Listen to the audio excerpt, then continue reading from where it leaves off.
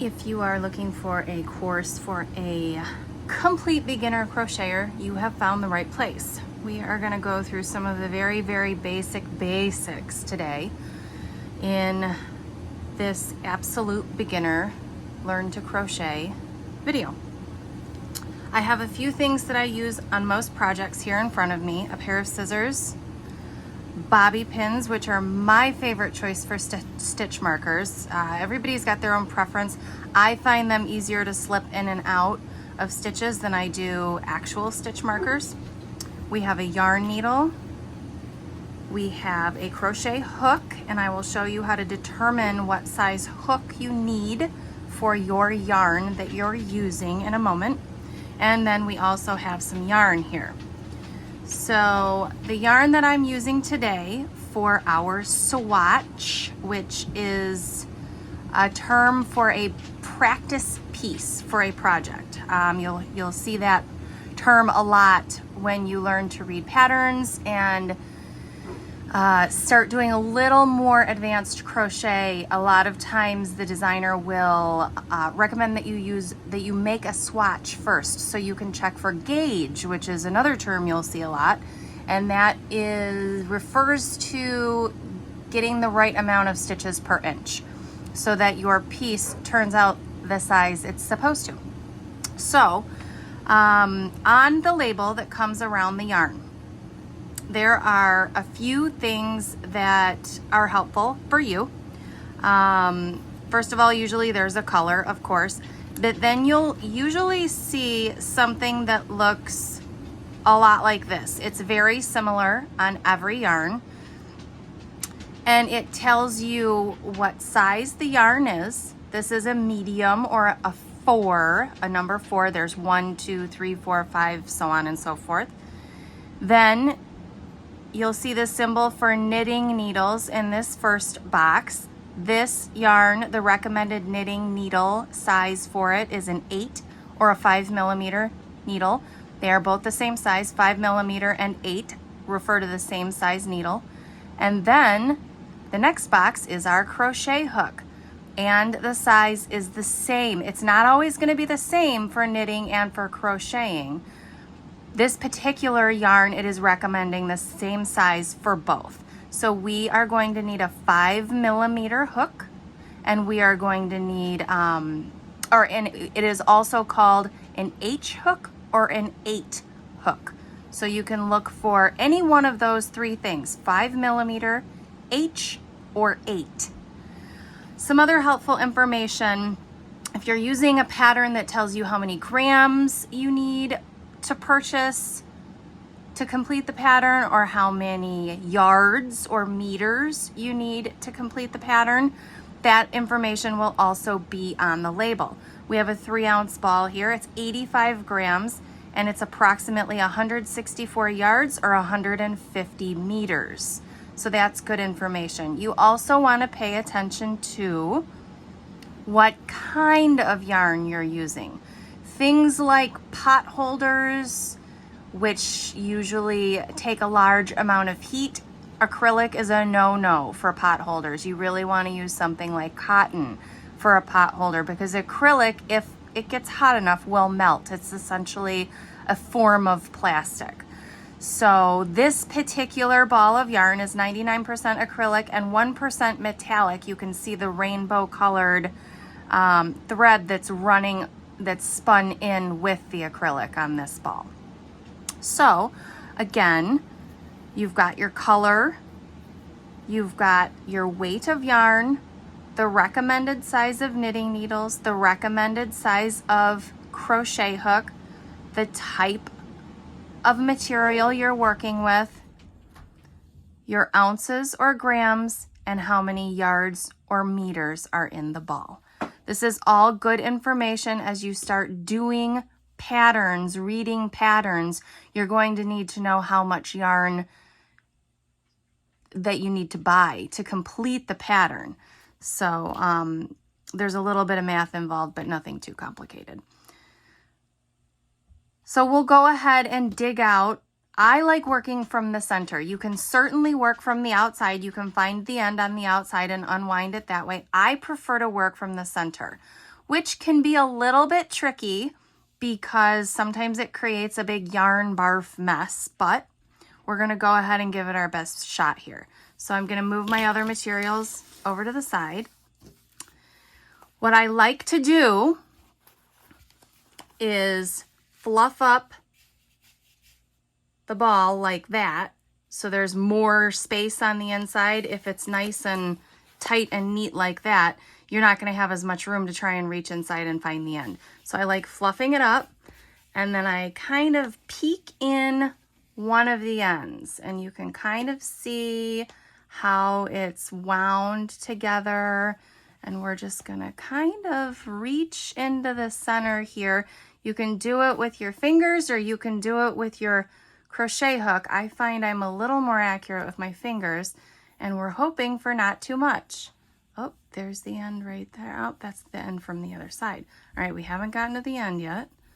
There it is. Okay, so this is the end from over here. You can see that is the end from the outside of the ball. So we're going to pull that out because it'll just get tangled in your working yarn, and we're going to tuck it inside the label.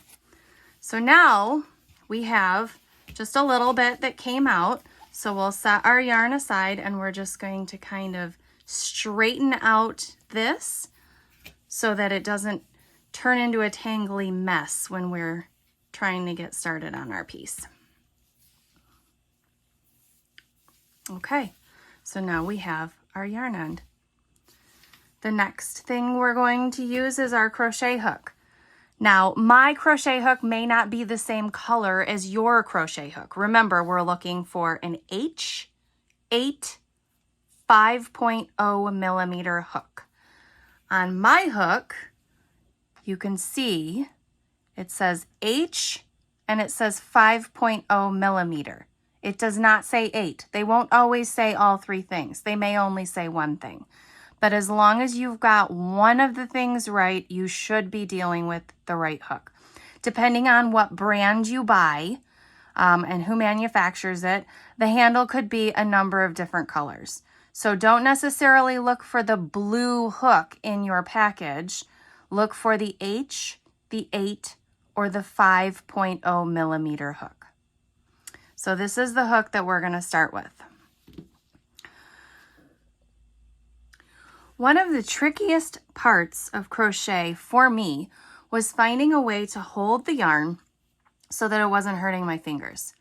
When I originally started, I used to hold the yarn like this, putting tension on it in my pinky finger, and that's how I would use it, like that.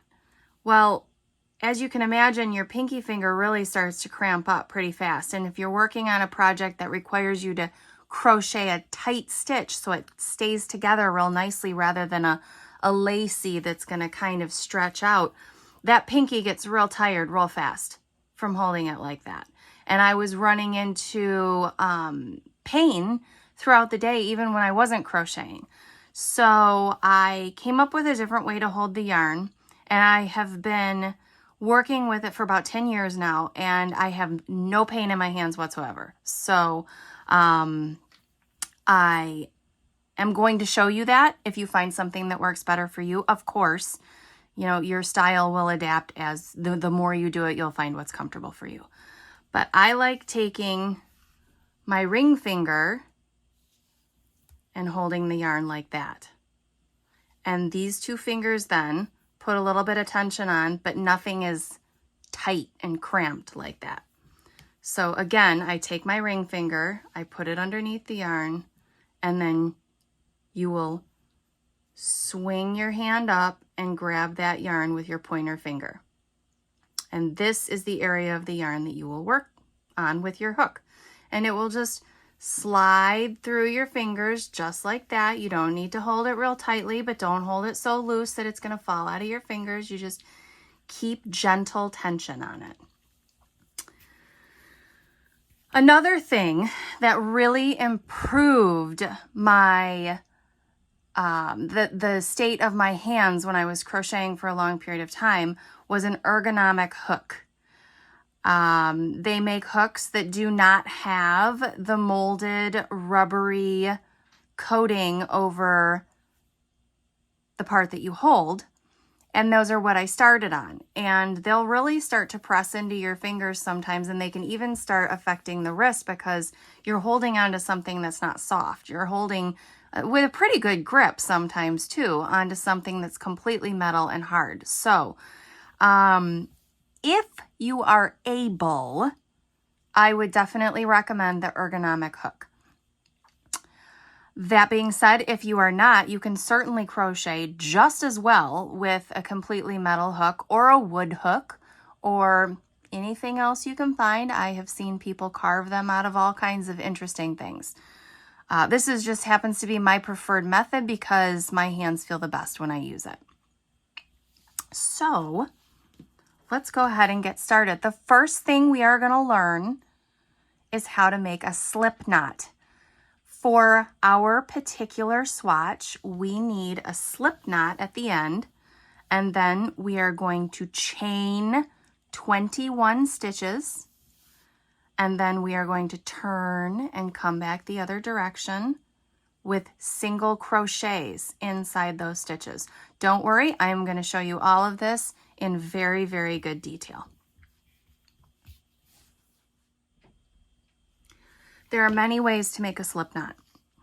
I prefer to do it this way, but you can certainly do it any way you want. I wrap the yarn around my finger twice like that, and then I take the one on the outside towards my fingernail and I go over the other, and then I grab the one left and I go over the one that I just moved. So let's look at that again. I'm going to wrap it around twice. I am going to take the outside and put it over the inside, and I'm going to take the new outside and put it over the inside. And then I'm going to grab and pull. And that gives us a slip stitch, which is essentially a loop that slides. It slips. Just like that. So one more time. Sorry if I'm beating a dead horse. 1, 2, outside, over inside, outside, over inside. Take the now outside and pull it up. Probably better referred to as a slip knot than a slip stitch, but now we are going to insert our hook into our slip knot, and we will tighten it gently. You don't want it too tight though. You will probably find, and it's perfectly okay, and this is why we do small pieces when we're first starting, your tension is going to change. It is going to go from very, very tight to very, very loose and back to very, very tight, and it's going to look all wonky and it's going to have wavy edges, and you will learn the importance of counting your stitches, believe me. I can't even tell you how many crooked scarves and pot holders I made when I was learning. So we're just going to tighten it just till it almost touches the metal right there. So it still slides freely, but it's not going to come off the hook very easily. So now remember, we're going to hold our yarn. This is called our working yarn, the yarn that's coming out of the ball that's going up to the hook that we're going to use to make something with. And we're going to put our ring finger underneath, and we are going to turn it just like that. So one more time, we're going to put our ring finger underneath and turn it just like that. So now my slip knot has worked its way a little bit loose because I was messing around with the yarn, so I'm just going to snug that up a little bit. And now we are going to make 21 chains. So a chain is exactly what it sounds like. You're just making a long chain. And how we're going to do that is we're going to gently hold the tail of the slip knot, and we are going to bring our hook in and around the yarn on the bottom of our finger, not on the top, not this one, the yarn on the bottom of the finger, okay? So we're going to go around just like that, and we're going to pull it through. That's one chain. So here we go again. around the yarn on the bottom of the finger, pull it through. You want to make these nice and loose. You don't need to be tugging these so that they're tight, because you have to put your hook back through them to make new stitches in them when we come back this way. So you want to make sure that they're loose enough you can get that hook back through them. So again, around, grab it on your way through and through. Now we have 3 chains. You can see what it looks like. Your little V stitches, 1, 2, 3. So now when the tail gets too far down and you want to be holding closer to the hook without twisting this, you don't want it twisting that way or this way or anything like that. You want to keep it nice and straight. Just scoot your fingers up a little bit closer to the hook. So around and through. That's 4. Around and through. That's 5. Again, I want to move my fingers a little bit closer. All slow movements. The slower you do this, the easier it's going to be in the beginning. Around and through. That's 6. Around and through. That's 7. Around and through. Through for 9. Around and through for 10. So you can see our chain growing. So this is the front side of the chain, and this is the back. The back has little bumps along it, and the front has the V's. So we've got 10, we need 11 more. So we'll go around and through for 11, around and through for 12, around and through for 13, around and through for 14, around and through for 15, and 16, and 17, 18, 19, 20, 21. All right. Again, being careful not to twist it. We really want to try to keep this chain nice and straight and know what we're looking at. This is the front of the chain, and this is the back of the chain with the little bumps. We're going to, for this swatch, be working into the back bumps, not the front V's. I want the front V's to be my edge. And in order to have that as my edge, I need to work into the back bumps on the next row.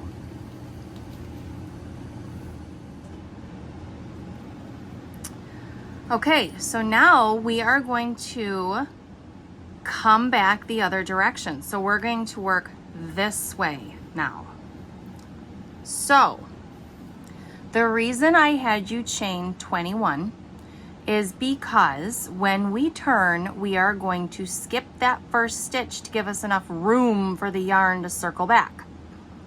So we're going to, you can see here, our back bumps. We are going to skip the first back bump. We are going to crochet into the second back bump. And what we are going to do is wiggle our hook into that back bump right there. We are going to perform a single crochet. We are going to pick the yarn up. Once our hook is through that back bump, we are going to pick the yarn up just like we did when we were making a chain. We're going to pull it through just like we did when making a chain, except we're not going to pull it through our first loop on the hook. We're going to leave those 2 loops on a hook. Okay, now we're going to finish that single crochet. We're going to yarn over again, which is what this is called. So when you When you see the term yarn over, it's exactly what you're doing here. You are yarning over your hook, putting the yarn over your hook. So we have our 2 loops on. We're going to yarn over again. We are going to pull that loop through both loops on the hook. There is our very first single crochet. So let's look at that single crochet again. Again, this is the front with the V's. These are your back bumps I want you working in. So we're going to go to the very next back bump right here. Insert our hook. We are going to yarn over, grab that yarn and pull it through. We now have 2 loops on our hook. So we are going to yarn over again and pull through both loops.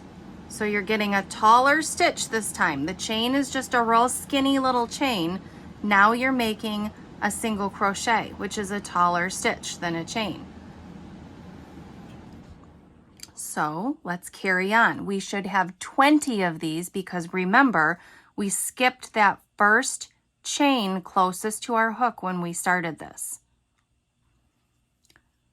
Also, when you are beginning, I 100% recommend marking your stitches at the beginning and end of every row. So we have made 2 single crochet stitches here. 1, 2. Okay, and here's our working loop. I want to take a bobby pin and I want to mark my first stitch. If you are a beginning crocheter and you do not mark that first stitch, you are going to end up with a triangular shaped swatch or another shape other than a square. I hate to tell you that, but it's going to happen. So let's insert our hook back in our loop and let's carry on with our single crochets now that we have our first stitch marked. Again, don't get your chain twisted. We're working into those back bumps, so we're going to insert into that next back bump. We are going to yarn over, pull through, yarn over again, and pull through both loops on the hook.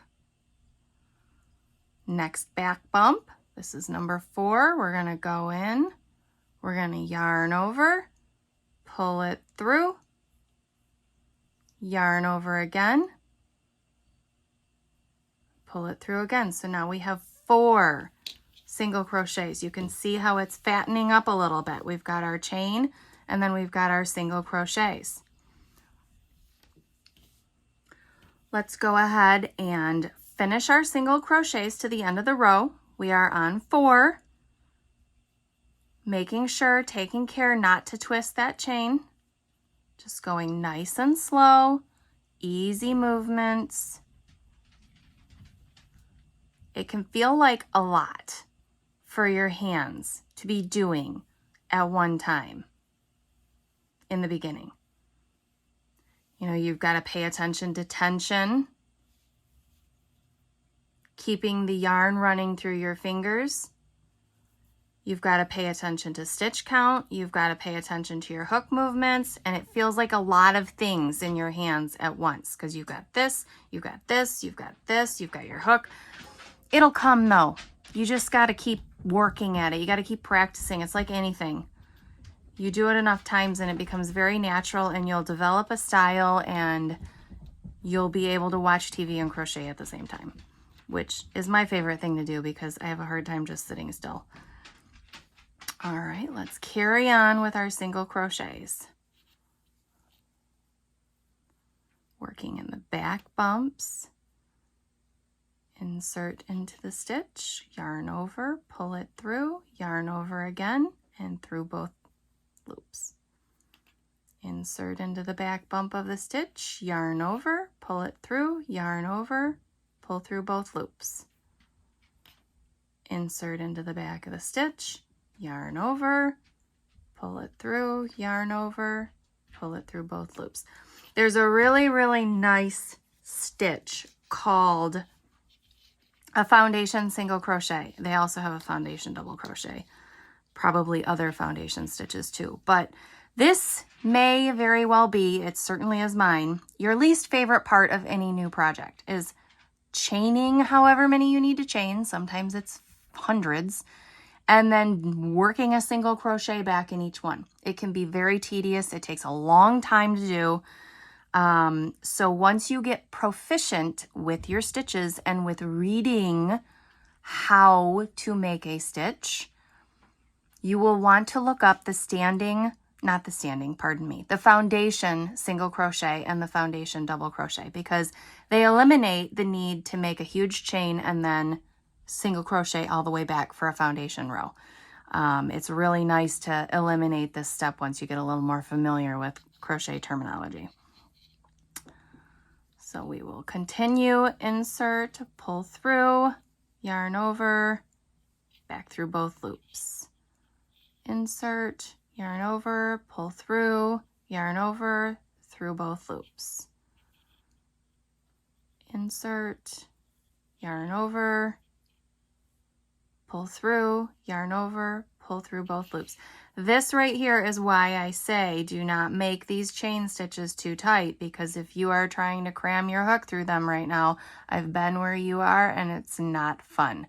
Sometimes it's even worth it just to pull that chain out and start over. The nice thing about crochet, it's different than knitting. You're only ever working with one loop at a time. You always get back down to one loop.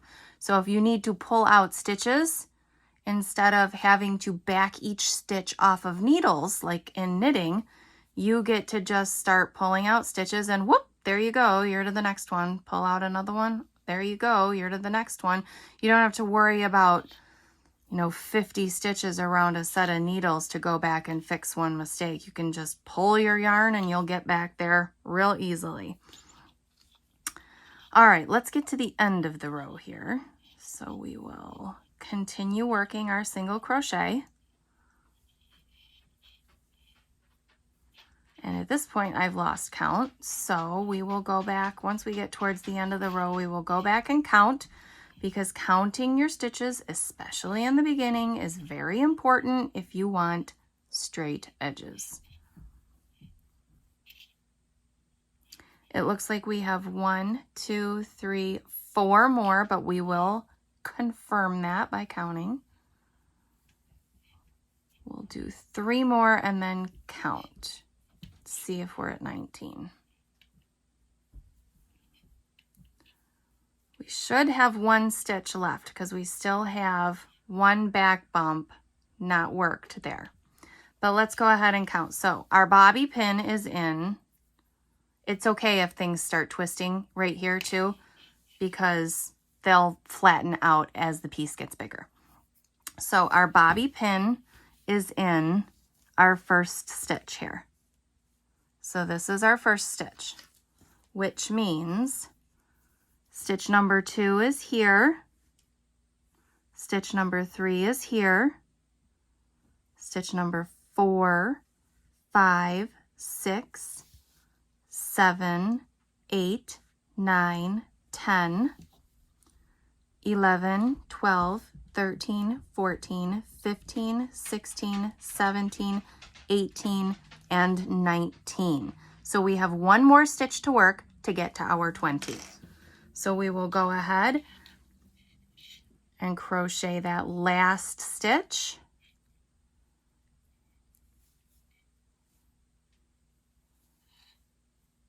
And we are going to mark that stitch as well. So I'm going to take another bobby pin and I am going to place it in the stitch that I just made.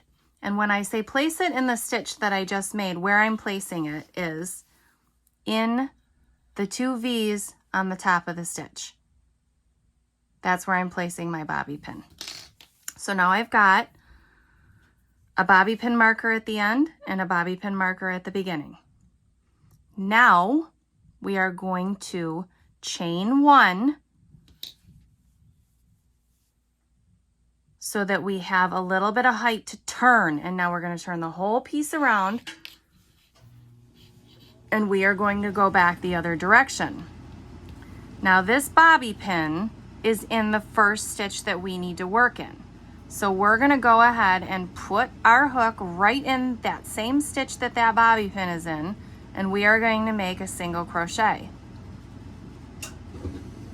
Now, we are going to take this bobby pin out of that stitch and place it in our new beginning stitch that we just made. So this is the stitch that we just made. We're gonna mark that stitch because that's now the end of the row or beginning of the row, whichever way you wanna look at it. So now we're going to carry on. You can see on the top of the piece, you've got all your little V's in a row. When you make your single crochet now, you are putting your hook through both of those strands of yarn on the top. And then you will perform your single crochet and watch as your piece gets thicker. So that's 2, and there's 3. Again, same stitch you were doing to begin with. You're just putting your hook through the 2 strands of yarn that make up the V of the stitch on the top. So you're gonna go through both of those. That's 1 stitch. This is 2 stitches. This is the 3rd stitch. So we're putting our hook through both of those. When we initially did the stitches into our chain, we were doing them into the back bump only, so we were only putting the hook through 1 strand of yarn, but now we're putting it through both strands that are on top. So insert your hook in, yarn over, pull it through, yarn over, pull through both loops on the hook. Now it's very possible that this is not what your piece looks like right now, and that is okay. My first piece certainly didn't look like this. Once you get comfortable with the tension of the yarn, holding it in your hand, you will be able to make it look exactly this way. So we're going to carry on to the end of the row here.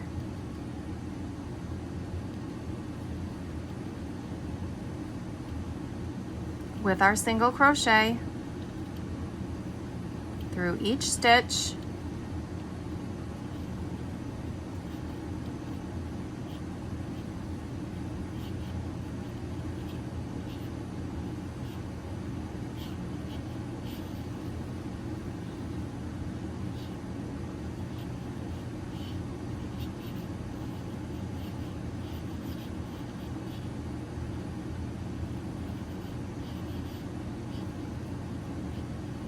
To the end of the row.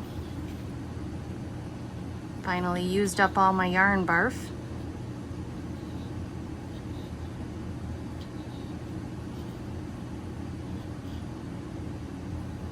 Okay, we have 1 stitch left. How do we know that?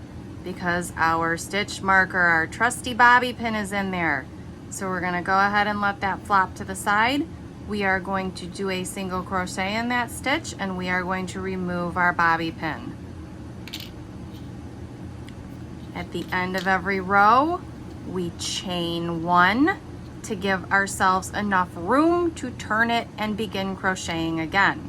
It gives it a little bit of height on the end here so that it doesn't get crunched over into that first stitch. So we're going to chain 1. Remember, a chain is just a yarn over, pull through the loop, and then we're going to turn. I have to back up, I screwed up. We did that last stitch where our bobby pin was. We didn't mark it. That's what we need to do.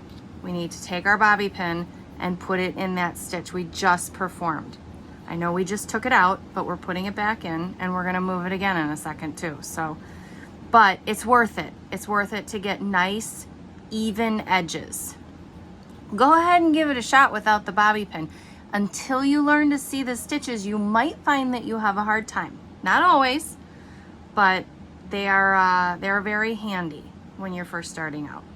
So now we will go ahead and do that chain that I talked about at the end of the row to give us a little bit of height to turn it and start working again. So yarn over, pull through the loop. Now we're going to turn. So again, our bobby pin is in the last stitch of the row, the first stitch we're supposed to be crocheting in. So we're going to go ahead, make our single crochet in that stitch, and we're going to move our bobby pin to the new, let's get this out of the way for a minute, to the new first stitch, which is the one we just made.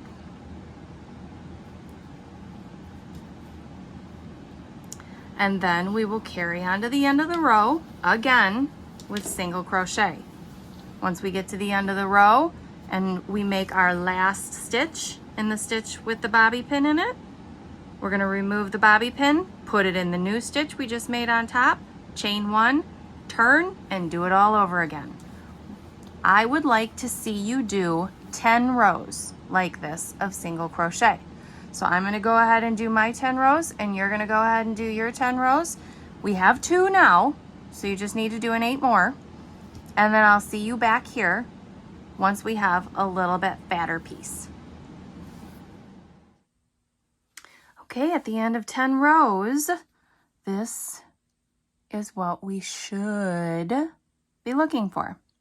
This is 10 rows of single crochet. I used my bobby pins on all of the ends so they're nice and straight. If yours did not end up looking like this, that is okay, because I've been doing this a very long time and you're learning. So carry on, continue doing it. Don't give up, because you can make so many beautiful, beautiful things with crochet. So I would encourage you to keep practicing, because what you're going to find is the more you practice, the more even you'll see your rows start getting, and uniform. The higher up you go, the more experience you get. You'll start seeing your stitches look really, really nice and lay flat the way that they're supposed to, and your edges will line up if you're keeping count and using your stitch markers. And then it gets really exciting, because then you can pick up a beginner pattern and make something of substance for yourself. You could carry on with this pattern for as long as you wanted to make a nice scarf. You could make little coffee mug rugs if you made it about double this. So I encourage you to start over or carry on, but just learn. Give it time. It's a very, very fun hobby. And there is nothing quite like the satisfaction of a finished project. The last thing I'm going to show you here before we wrap up is how to fasten off and weave in your ends. So we just completed our last single crochet. I marked it with a bobby pin, which we're done with these now, but we'll just leave them there for the moment. I've got my loop on. I'm going to chain one just like I do at the end of a row when I'm getting ready to turn, but I'm not going to turn because I'm done with this piece. Now you don't have to be, you can keep working, but I'm just going to show you how to fasten off when you are done. So I am going to chain one, pull it through, and then I am going to clip my yarn. I'm going to leave myself about 4 inches. Clip my yarn with the scissors, and I am going to now pull that yarn up through my chain loop and pull it tight. So I can take my bobby pins off now. I'm all done with those.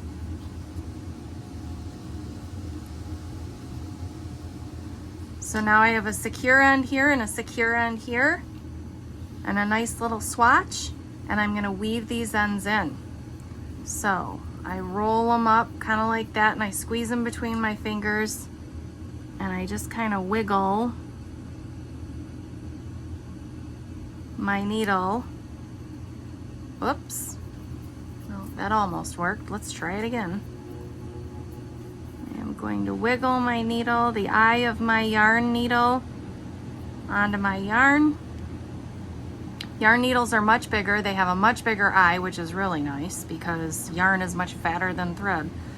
Now I'm going to take this and I am going to simply wiggle it in and out of my stitches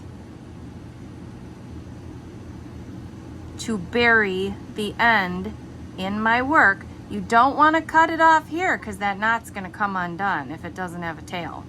So I'm just going to work it through about 8 or 10 stitches.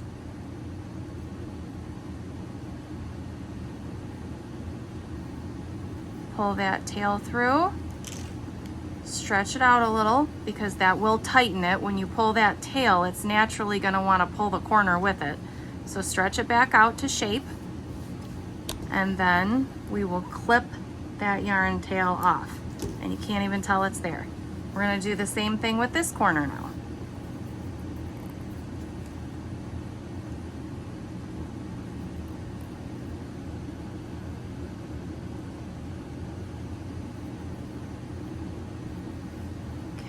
Take it and we're just going to bury it in these stitches a little bit, just up and down, back and forth. Try to only get the stitches on this side. You don't want to be able to see your needle back here on the back, otherwise you're going to see that yarn poking through. Go through about 8 or 10 stitches, push that needle through, gently pull your tail just until it tightens there, stretch it back out to shape, and then clip your end off. And there you have it. We have got a nice little beginner single crochet swatch. And that's where it all starts, right there. Learning how to hold the yarn, learning how to read the details on the yarn, learning what hook you need to use, and just a couple little technique things. And you've got yourself crocheting. So have fun with it and don't give up. We've got a lot of projects to make together. Thanks for watching.